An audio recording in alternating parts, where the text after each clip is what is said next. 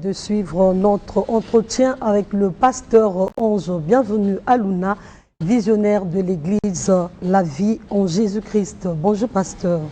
Bonjour madame la journaliste. Dieu et la famille, c'est le thème que nous abordons avec vous ce matin. À travers ce thème, pasteur, vous souhaitez faire comprendre aux téléspectateurs que Dieu accorde une place de choix à la famille. Alors, quel est donc le rapport entre Dieu et la famille? Merci beaucoup, madame la journaliste. Et lorsque nous lisons dans Jérémie 31, le premier verset, et la promesse de Dieu nous dit que en ce temps, dit l'Éternel, je serai le Dieu de toute la famille.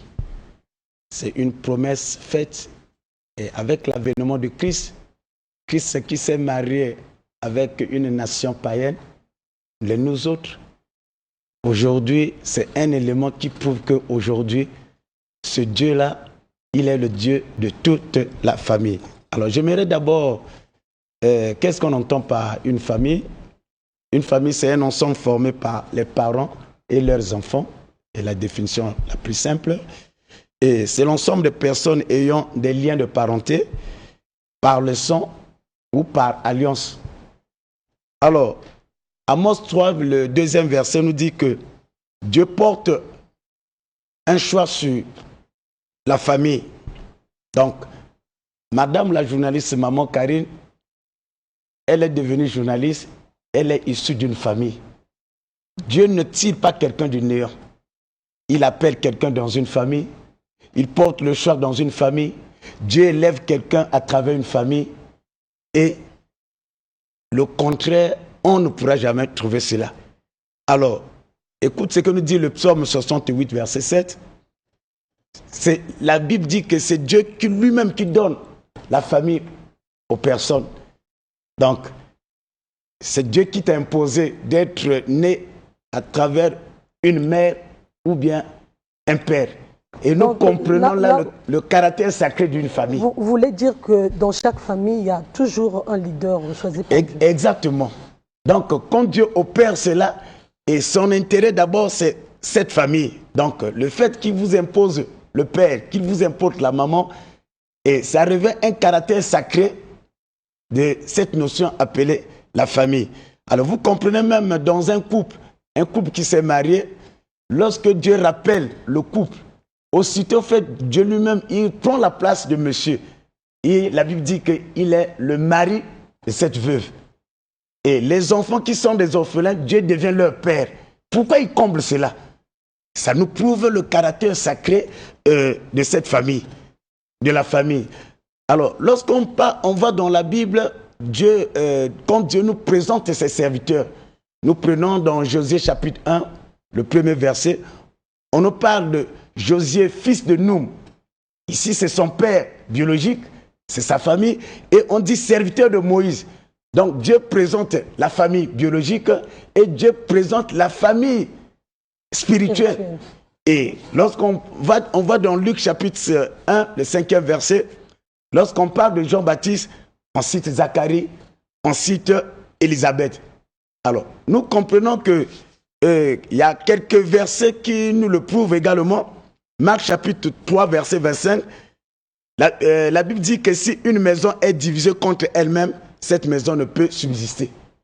Et Acte 16, 31, la Bible dit que crois au Seigneur, toi et ta famille, vous serez sauvés. Cependant, c'est maman Karine qui croit au Seigneur. Mais Dieu, il y a une conséquence qui entraîne toute la famille. Genèse chapitre 6, le 9e verset, la Bible dit que Noé était intègre et juste devant Dieu. Alors, le chapitre 7, le premier verset, lorsque Dieu a décidé de découdre avec cette génération, au lieu de sauver quelqu'un qui était intègre devant lui et juste, et Dieu va lui exiger d'associer, c'est-à-dire son épouse, ses gendres, ses enfants.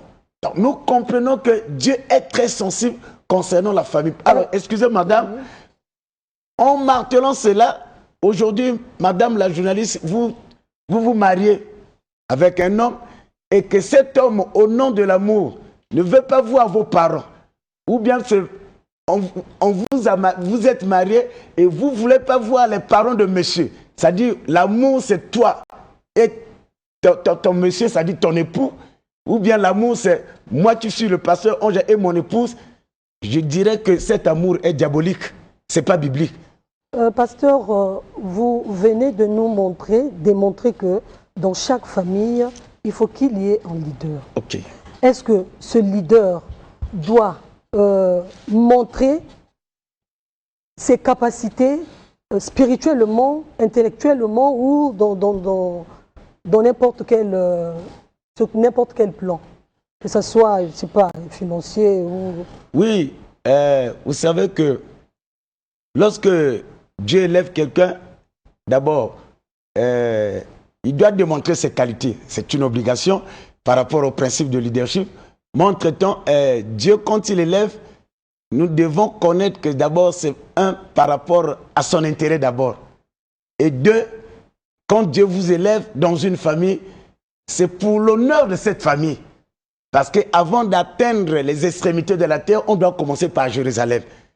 Donc, une fois élevé, nous sommes élevés pour glorifier d'abord Dieu et de prendre soin de cette famille. Donc, c'est tout à fait normal. Est-ce que ce n'est pas chacun dans la famille qui doit avoir ses capacités pour que la famille soit élevée? L'élévation vient de l'Éternel qui a fait les cieux et la terre. Donc, dans chaque famille et chacun de nous, dans chaque famille, Dieu a toujours appelé quelqu'un. Puisqu'il dit que le salut est individuel, je pense que tout va de pair. Oui, le salut est individuel, tout va de pair. Lorsqu'on parle de salut est individuel, obligatoirement, Dieu accompagne toutes ces deux choses. Il accompagne toutes ces deux choses. Donc, c'est pourtant dire que lorsque Dieu élève maman Karine, et que maman Karine s'enferme seulement dans sa maison, s'enferme seulement pour ses enfants, alors c'est un péché que tu commets envers Dieu. Ah bon. Parce qu'on doit prendre soin de sa famille. Écoute ce que nous dit la parole de Dieu. La Bible dit que si quelqu'un qui ne s'occupe pas de sa famille, surtout de ses parents les plus proches, il a rejeté la foi et il est qualifié d'incroyant. Donc quand tu rejettes ta famille et quand tu ne prends pas soin de ta famille, et la famille, nous avons parlé, il y a ce qu'on appelle une famille aussi élargie. Donc, toi, c'est tes enfants seulement, ou bien toi, c'est seulement ton épouse. Alors, toi qui me suis, la Bible dit que tu as régné ta foi. Et si tu es un chrétien, ça ne sert pas que tu sois appelé un chrétien, parce que la famille est sacrée.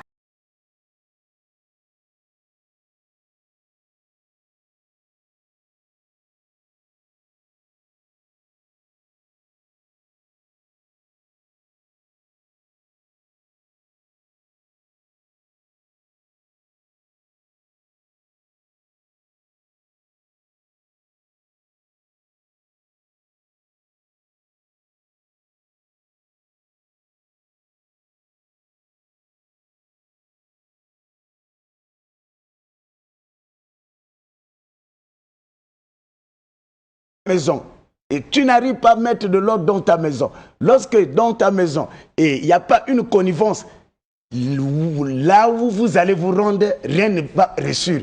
Parce que la famille a un caractère sacré que les gens doivent comprendre. Donc nous voulons ramener les choses à l'ordre à travers cette exhortation, à travers cet entretien. Pasteur, vous dites que Dieu a un plan merveilleux pour chaque famille. Qu'en est-il des familles qui prient, mais vivent toujours dans la misère? Ok. D'abord, lorsqu'on parle de plan de Dieu, nous voulons tout simplement dire aux yeux de Dieu comment Dieu veut voir une famille dans son plan. Alors, écoutez, le plan de Dieu pour la famille, Dieu veut que toute une famille vive dans le bonheur. Ça, c'est dans le plan de Dieu. Vous comprenez, quand Dieu a créé les cieux et la terre, et Dieu a créé l'homme après avoir tout créé. Il a créé les cieux, il a créé la terre, il a créé la lumière, il a créé l'eau, les arbres, et le jardin d'Éden tout a été déjà fait. Et à la dernière position, c'est Dieu qui va créer l'homme. Pourquoi? Il a placé l'homme avec les conditions qui sont réunies. Donc pour Dieu, Dieu veut qu'une famille puisse se retrouver dans le bonheur, vivre dans le bonheur. Et Est-ce que vous parlez du bonheur de la richesse matérielle ou le bonheur spirituel? Parce qu'il y a également, il y a deux bonheurs. Il y a le bonheur spirituel et matériel. Est-ce que Dieu, en accordant le bonheur spirituel dans chaque famille ou matériel dans chaque famille, vous pensez que cela englobe ou donne le pouvoir à celui qu'on a élu? Oui, le bonheur, la notion du bonheur, je veux parler, quand on parle du bonheur, tout simplement, c'est quelqu'un qui possède ce qui peut le rendre content. Madame Karine a des enfants, ces enfants-là ne doivent pas lui rendre une monnaie difficile. Vous mettez au monde les bébés noirs, vous mettez au monde les koulouna, vous comprenez? Et vous n'avez pas la paix. Parce que la Bible dit que le père d'un fou ne se réjouit jamais. Alors, vous comprenez? Donc, le plan de Dieu, c'est pas que maman Karine puisse mettre au monde les enfants bébés noirs, les Américains, ainsi de suite. Mais le plan de Dieu, que ces enfants soient comme le porte-bonheur dans votre vie, dans votre maison. Mais pourquoi il y a cette décadence? Alors, nous allons prendre, par exemple, la première des raisons. Alors, pour le démarrage, par exemple, d'une famille, Dieu veut que le mariage puisse se dérouler entre l'homme et la femme. Ça, c'est pour le démarrage d'une famille. Parce que la famille prend le départ à un homme et une femme. Donc Dieu veut que le mariage puisse se démarrer entre l'homme et la femme. Mais qu'est-ce que nous voyons aujourd'hui avec la société? Nous avons les mariages homosexuels. Et on va pour adopter les enfants. Qu'est-ce qui va se passer? Ça va attirer la colère de Dieu. Le mariage, c'est Dieu qui a institué le mariage. Une fois, maman Karine dans le foyer, et au lieu de se soumettre à son mari, c'est maman Karine qui prend le devant. C'est lui qui est devenu l'homme dans la maison. Il y a des moments où elle peut même gifler son mari. Parce que, alors, qu'est-ce qui va se passer? Le Saint-Esprit, Dieu qui a institué le mariage, son esprit sera affaibli et c'est le diable qui prend le contrôle du foyer. Qu'est-ce que nous vivons maintenant? C'est le contraire. Donc, en abordant ces questions tellement sensibles, nous voulons ramener les choses à l'ordre. Sinon, le problème, c'est seulement de parler de Dieu, mais Dieu, c'est un Dieu de principes. Il marche avec les principes et il a tout établi selon les principes. Donc, nous avons de ces foyers où, maman Karine, excusez-moi d'insister sur vous, et vous êtes licencié, vous avez le doctorat, et le mari a le CEP. Et quand c'est comme ça, là, tu veux dominer et tu sors, il n'y a plus de respect de son mari. Qu'est-ce qui va se passer? On se dit qu'on est chrétien, Alors, en réalité, c'est le contraire qui se passe dans le foyer. Qu'est-ce qui va se passer? Celui qui sème le vent récolte la tempête. Alors, pasteur, nous allons déjà vers la fin de notre entretien. Que doivent faire toutes personnes qui voudraient poursuivre la discussion avec vous? Ok, avant de donner mes coordonnées, et j'aimerais d'abord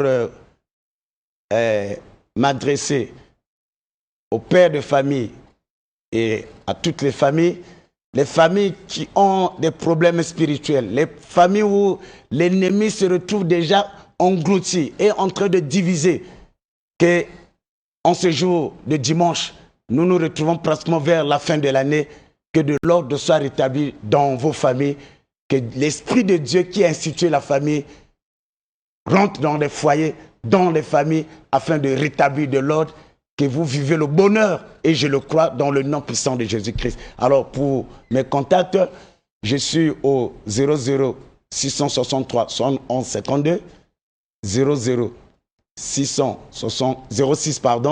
663 71 52, avec ce numéro, et c'est le numéro de mon WhatsApp, et vous pouvez cliquer également Pasteur Ange Aluna dans Facebook, vous allez avoir mes coordonnées, ou bien l'Église, la vie en Jésus-Christ. Merci, pasteur. C'était l'entretien avec le pasteur Ange Bienvenue Aluna. Tout de suite, l'entretien avec Agapé Ngouma sur l'importance du prêt à Dieu.